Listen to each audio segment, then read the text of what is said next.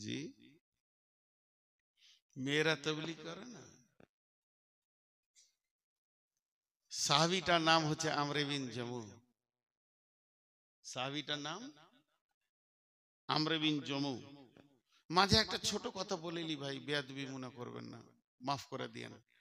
আমার গ্রামে একটা মাদ্রাসা আছে, আজকে সেই মাদ্রাসার বয়স 50। তার মানে আমার বয়সের সাথে সম্পর্ক মাদ্রাসাটা। আমি মাসুম বাচ্চা, 2 বছরের তখন মাদ্রাসা। মুরব্বীরা চালাতেন, আমাদের বাপ চাচারা এতদিন ধারক বাহক হয়েছিল। তবে আমার প্রতি মাদ্রাসার অনেক বড় দাবি থাকতো সবসময়। কোনোদিন মাদ্রাসার আমি হ্যান্ডেলিং করিনি। 2বার নিয়ে গেছিল মাদ্রাসায়, ওরা জোর করে পালিয়ে এসেছিলাম যে আপনারা রয়েছেন চালান। এবছর রমজানের আগে গোটা গ্রাম এক হয়ে বসে সম্পূর্ণ মাদ্রাসাটা চাপিয়ে দিয়েছে। দোয়া রাখবেন যেন চালাতে পারি। আর খেয়াল রাখবেন, মাদ্রাসাতে মিসকাত, আবু দাউদ, তিরমিজি পর্যন্ত খোলা আছে। এই পর্যন্ত প্রায় 60-70টা ছেলে ফোন করেছে, আমি ফেসবুকে দিয়েছিলাম। মেধা দক্ষ ছেলে থাকলে পাঠাবেন, কারণ এই মাদ্রাসাটা পরিচালনা হবে কয়েকটি মাদানিকে দিয়ে।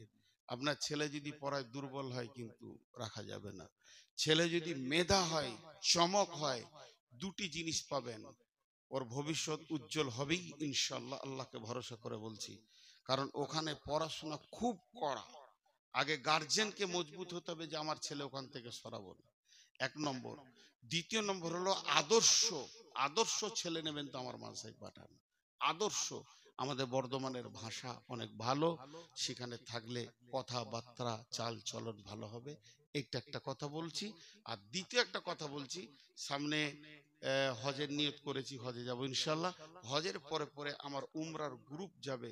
যদি কেউ আমার সঙ্গে উমরায় যেতে চান, সে আমার নম্বরে ফোন করবেন। সেইভাবে মক্কা মদিনা ঘুরিয়ে আপনাকে ঠিক জায়গায় উমরা করাবো, এটা নিয়ত করলেন। এবং বাকি কত কি লাগবে না লাগবে এগুলো ফোনে আলাপ হবে, কিন্তু আপনি রেডি হন। এখন অনেক এজেন্ট বেরিয়ে গেছে, অনেক দালাল বেরিয়ে গেছে, 80,000 70,000-এ নিয়ে যাচ্ছে। নিয়ে যান, কিন্তু রাখছে বহুত দূরে। খাওয়া দাওয়ার মান তেমন থাকে না, প্লেনে মাল বারবার চেঞ্জ করতে হয়। 15 থেকে 30 জন জমজমের পানিটা হায়দ্রাবাদে ফেলে চলে এলো, ডোমেস্টিক প্লেনে পানি তুলতে দেয়নি, অনেক ভেজাল আছে। তবে আমাদের বিমান হচ্ছে অনেক দামি, আমরা দামি বিমানে যাই, বেশিরভাগ এমিরেটস, ইত্তেহাদ ব্যবহার করি। বিধায় আমাদের ওদের থেকে শুধু ভাড়াটাই 17,000 বেশি থাকে। 2টি কথা বললাম, মাদ্রাসায় মেধা ছেলে পাঠাবেন। আর একটা কথা বললাম, হজ উমরা করলে খবর রাখবেন। তো আজকের যে বক্তব্য শুধু তাবলীগের উপরে রাখছি। আমি যখনই ইস্তেহার দেখে নিয়েছি যেটা তাবলীগ, তো আমাদের প্রতি অনেক দায়িত্ব আছে। দেখেন, সাহাবীটার নাম বললাম আমর বিন জমু। মা বোনদেরকে এখন বলছি, তারপরে পুরুষকে আবার বলবো। মা বোনরা কিভাবে তাবলীগ করবে, একসাথেই দুটো হয়ে যাবে। তো আমর বিন জমু, মা বোন, খালা, বেটি, একটু মন দিয়ে শোনেন। আমর বিন জমু তিনি একটা পায়ে অক্ষম ছিলেন, যাকে আপনাদের ভাষায় ল্যাংড়া বলে, আমাদের বর্ধমানের ভাষায় খোঁড়া বলে, ল্যাংড়া।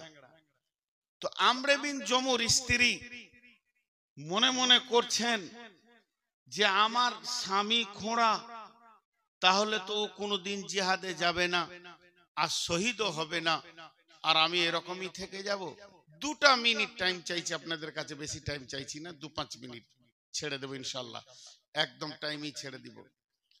তো আমর বিন জমু যখন বাড়ি ঢুকছে, তো স্ত্রী কেমন, বিবি কেমন, বিবি কেমন, বিবি নিজের স্বামীকে দান করছে জিহাদে। কি বলে দান করছে? একটু প্রেরণা দিল, উদ্দীপনা দিল। উদ্দীপনাটা কি? যে তুমি আমার কাছেই খুব শক্তি দেখাও, আর জিহাদের কথা শুনলে লুকিয়ে যাও। কি বললি? আমি জিহাদের কথা শুনে লুকিয়ে যাই? বলে হ্যাঁ। পুরুষ তো এটা নিতে পারলো না। সঙ্গে সঙ্গে ওহুদের যুদ্ধের ডঙ্কা বেজে উঠেছে। ওহুদ সাজো সাজো, সৈন্য সাজো। বিশ্বনবী মদিনাওয়ালাদেরকে সাজাচ্ছেন। আমর বিন জমুর বিবির কানে পড়েছে, দয়ার নবী উহুদের জন্য রেডি হচ্ছেন। এমন সময় বিবি স্বামীকে এমন উদ্দীপনা দিয়ে দিল, বাড়ির ভিতরে গিয়ে ঢুকে তালোয়ারটাকে হাতে নিল, তালোয়ারের খাপটা ফেলে দিল, হাতটাকে আসমানের দিকে এরকম করে তালোয়ারটা হাতের ওপরে রেখে এই রকম করে দুইটা পেঁচ টেনে দিয়ে বলল, আল্লাহুম্মা, হে আমার আল্লাহ, লা তারাদ্দুনি ফি আহলি ওয়া মালি, আমাকে আর আহাল আর মালের কাছে ফিরে আনিও না, আমার সব মিটে গেছে। হে আমার আল্লাহ, তুমি আমাকে শহীদের লিস্টে নামটা লিখে দাও। এই বলে এক পায়ের মানুষ, ল্যাংড়া মানুষ, অক্ষম মানুষ, প্রতিবন্ধী মানুষ উহুদের প্রান্তে কয়েকজন বেঈমানকে জাহান্নামের টিকিট নিয়ে নিজে জান্নাতের মেহমান হয়ে গেল। লাশ পড়ে আছে, জিহাদ শেষ হয়ে গেল, 70টি লাশ। আল্লাহর নবী বলছেন, আমির হামজার কবর ওখানে দাও, এর কবরটা এখানে দাও, এর মা এর এর আপনার কিনা কবর এখানে হবে। আমরে বিন জমুর লাশকে উটের উপরে চাপাও, এ লাশ নিয়ে যেতে হবে গারকুল বাকি মসজিদে নববীর পাশে হবে, যেখানে আপনারা সাহাবী শহীদের অনেক কবর আছে ওখানে হবে। কিন্তু উট বসে গেল, আবার উটকে প্রহার করা হচ্ছে, কিন্তু উট উঠে না। যখন লাশকে নামিয়ে নেওয়া হয়, উট তখন আবার উঠে দাঁড়িয়ে যায়, লাশ চাপালে বসে যায়। বিশ্ব নবী বললেন, তোমরা ছেড়ে দাও, এই জানোয়ারকে কষ্ট দিও না, নিশ্চয়ই ওর জীবনে কোনো ওসিয়ত ছিল। ওর বিবি তখন পাগলের মতো দৌড়ছে, স্বামী আমার শহীদ হয়েছে, এখন আমি কিয়ামতের মাঠে শহীদের বিবি বলে পরিচয় দিতে পারবো। কত আনন্দ উদ্দীপনায় সেখানে গিয়ে পৌঁছালো। বিশ্ব নবী বললেন, ও আমর বিন জমুর স্ত্রী, তুমি বলো তোমার স্বামীর কোনো ওসিয়ত আছে কিনা? আমর বিন জমুর স্ত্রী বললেন, হ্যাঁ ওসিয়ত আছে। আমি যখন উদ্দীপনা দিয়েছিলাম তখন উনি আল্লাহর কাছে দোয়া করে বলেছিলেন, হে আল্লাহ, তুমি উহুদের প্রান্ত থেকে আর মদিনায় ফিরে আনিও না, আমি এখানে আসবো না, আমি আর আহাল আর মাল দেখতে চাই না।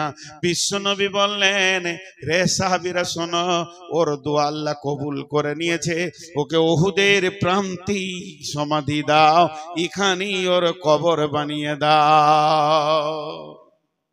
70 জন সাহাবী উহুদের প্রান্তে শুয়ে আছে, শুহাদায়ে উহুদ। তাহলে আমর বিন জমুকে কে দিল? একটা মহিলা দিল। একটা শহীদ কে দিল? একটা মহিলা দান করলো। হযরত উমারের মতো বিখ্যাত সাহাবী, যেদিকে উমার হাঁটতো ওদিকে শয়তান হাঁটতো না, সেই রকম একটা বিখ্যাত সাহাবী, যার ডিগ্রি আল্লাহ রসুল বলেছেন, লাউ কানা বাদি নবিয়ান কানা লাহু উমার, আমার পরে যদি কেউ নবী হয় তো উমার হবে। কে দিল? তার বোন ফাতেমা দিল।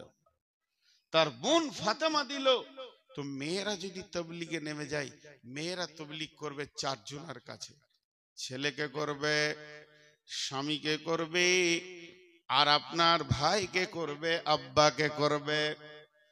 আমার মেয়ে আমাকে তবলিগ করেছে, আমর বিন জমুর স্ত্রী তাকে তবলিগ করেছে, আর হযরতে ফাতেমা রাদিয়াল্লাহু তাআলা আনহা, এই ফাতেমা রাসূলের বিটি নয়, এটা উমরের বোন ফাতেমা, অন্য ফাতেমা। হযরতে ফাতেমা রাদিয়াল্লাহু তাআলা আনহা তার ভাইকে তাবলীগ করেছে। এমনও সাহাবী রয়েছেন, মা তার বেটাকে তাবলীগ করছে। অতএব আজকের মেয়েরা যদি মনে করে নেয় আমি ঘরটাকে কন্ট্রোল করব, আমার ছেলেকে বেনামাজি রাখবো না, স্বামীকে বেনামাজি রাখবো না, আব্বাকে বেনামাজি রাখবো না, আমি আমার ছেলেকে, ভাইকে, স্বামীকে, আব্বাকে প্রত্যেকটিকে ধরে ধরে তারা মসজিদে পাঠিয়ে দিতে পারবি। এটা সত্য ঘটনা শোনাই, নাম জিজ্ঞেস করবেন না, কলকাতার ঘটনা। ভাই বোন খুব মহব্বত, খুব মহব্বত, 3 ভাইয়ের একটা বোন, আর তাদের গার্মেন্টস কাপড়ের ব্যবসা, বিজনেস, রেডিমেড, কোটি কোটি টাকার মালিক। তো ভাইরা সকালে বিজনেসে বেরিয়ে যায়, দুপুরে আসে, ভাই বোন একসঙ্গে খায়। ভাই যতক্ষণ না আসবে বোন খাবে না, এত প্রেম মহব্বত। তো বোন নিয়ত করেছে ভাইকে দাড়ি রাখা করাবো এবং মসজিদে ঢুকাবো। তো দুপুরে ওর মা বলছে ভাত খা, তো খাই না। বলছে ভাই আসো। ভাই এসছে, কিরে চল ভাত খেয়ে নি। না ভাত খাবো। রাগ করলি কেন? তুই কি নিবি বল? ও যদি বলে 50 ভরি সোনা নিব, তো 1 ঘন্টা লাগবে না। এত টাকার মালিক, তুই যেটা চাবি সেটা দিবে। বলে তুমি দিবে, যদি তুমি দাও তাহলে তুমি আমার ভাই, আর না দাও তো আর লই।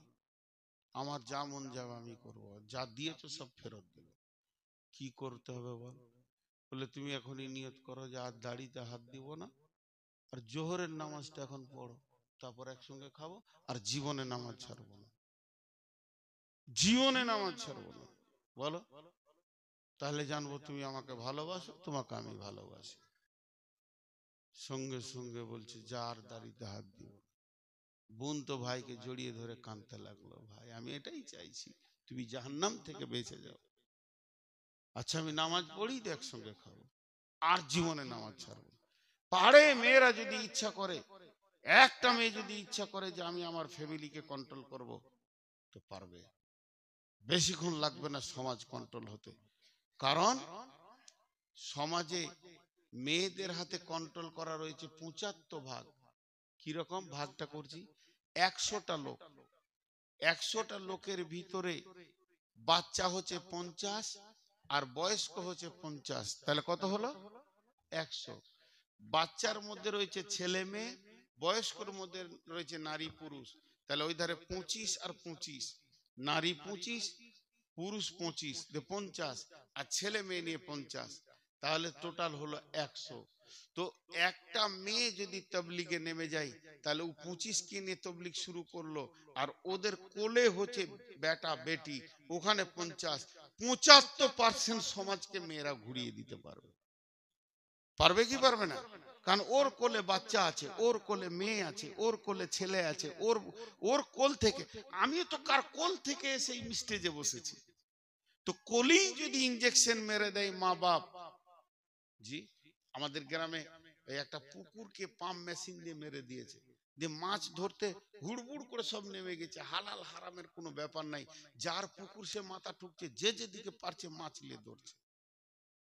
তারই মধ্যে একটা ইয়ং ছেলে চুপ করে একটা বর গাছ আছে ওখানে বসে আছে, আমিও বসে আছি। খুব ভালো মনে পড়ে, তখন আমি কত 6-7 পড়বো এরকম বয়স। তোকে আমি বলছি মাছ ধর, একই বয়সে। ধরে কি হবে, বাড়ি নিয়ে যাবো, মাছ ছুঁড়ে পাঁচিল পার করে দিবে, হারামের খাবো আমি। তো খামকা কাদা ঘেঁটে খেয়ে বলে তোর যা অবস্থা আমার তাই অবস্থা। মাছ নিয়ে গেলে আমার বাপ আগে লাঠি নিয়ে আমাকে খুঁজে বেড়াবে, তোকে কে মাছ খেতে বলেছে? তাহলে বলেন একটা পরিবারকে কন্ট্রোল করে দিয়েছে কে? একটা মহিলা। জি। আর এখন কি হচ্ছে, একটা ছেলে যদি কারো কাছ থেকে আম চুরি করে আনছে, পেঁয়াজ চুরি করে আনছে, বেগুন চুরি করে আনছে, তোর মা গায়ে মাথায় হাত বুলি বলছে বেটার জ্ঞান কত হয়েছে যেটা কাজে লাগবে রে। কার কাছ থেকে এনেছো জানি না, ও জিজ্ঞেসই করলো না। জি, আমি তো মায়ের স্নেহ ভালোবাসার কথা বলতে পারবো না, আব্বার পারবো। তো আমার আব্বা মিলিটারি মানুষ ছিলেন, খুব কড়া, খুব কড়া। বাড়ি ঢুকতাম এসার সময়, দাঁড়া, জোহর কোথা পড়েছিস, আসর কোথা পড়েছিস, কুনি কে ইমাম ছিল, মাগরিবে কি সূরা পড়েছে বল, এতগুলো শোনাইতে হতো, তারপরে শুতে দিত। এক বিপদ ছিল। তা আজকে বুঝছি কত বড় নিয়ামত ছিল। অতএব মা বোনদেরকে বলছি, আপনারা প্রতিজ্ঞাবদ্ধ হয়ে ফ্যামিলিতে নেমে যান, যে আমার বাচ্চা ছেলেটা যে এটা হাতে করে নিয়ে এসে বাড়ি ঢুকবে, ওটাকে প্রশ্ন করব, কোথা পেলে, কেন পেলে, কে দিল, কিভাবে আনলে। একটা সমাজ চেঞ্জ হয়ে যাবে। যাই হোক, আমি এখন সমাপনীর দিকে যাচ্ছি। টোটাল বক্তব্যটা আমি মাত্র 1 মিনিটে বলবো।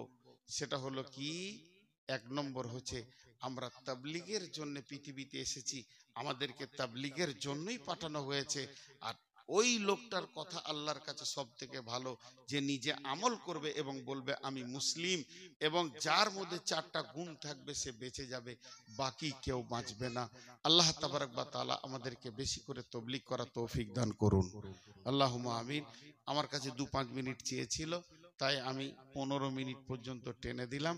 আগামীতে এত বক্তব্য রাখার ক্ষমতা আর রাখবো না, ইচ্ছা করে সবকিছু কমাতে শুরু করেছি, না হলে সমাজ আমাকে সেই বিবেচনায় রাখবে না, খালি শেষেই দেবে।